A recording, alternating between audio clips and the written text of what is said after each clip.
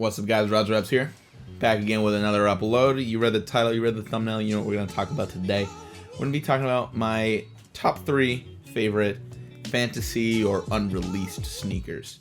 There is a wide variety of definitions you can put on that title of fantasy, unreleased, friends and family. So I'll just roughly define it as sneakers that haven't released, have been seen, like pictures, images, they've been created, but will never be publicly released. Or in other words, a scalping reseller's wet dream. Now this video is a top 3, but I do have an honorable mention, which is these Air Jordan 1 Canary Yellows that have been seen in the public eye in Virgil's museum exhibits and with some friends and family posting pictures of them, but they're never gonna publicly release. This is my favorite colorway of the off-white Air Jordan 1s done by Virgil Abloh because of their obnoxious canary yellow color, which I really love, as well as its non-traditional color blocking.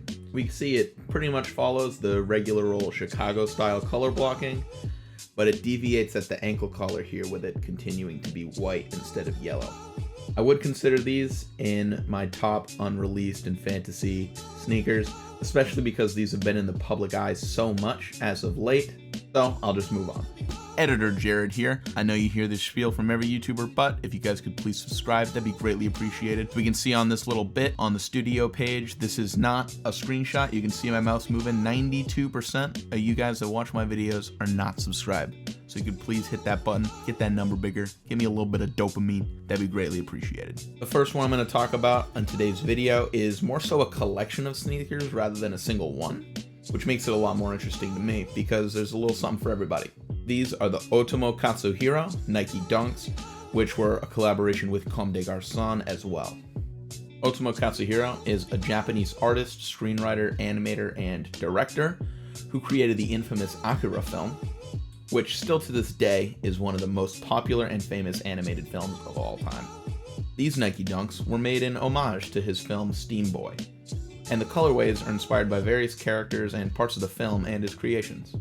There are also many colorways not directly inspired by his creations, most notably this pair that's kind of made as an homage to Kobe Bryant.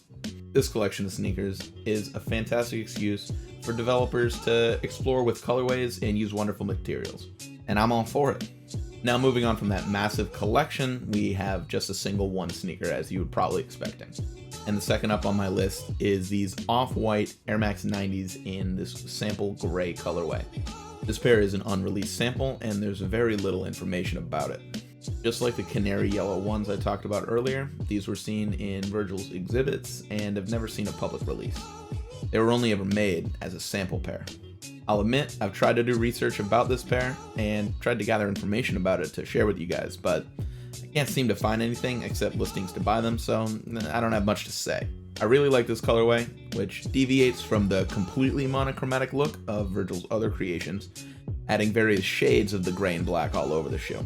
Obviously, it still is all monochrome, being completely black and gray with no accent colors, but it's the different shades of color at least, rather than the usual completely blank slate look on Virgil's creations. So what do you guys think of this colorway? Should it have been released, or should it release?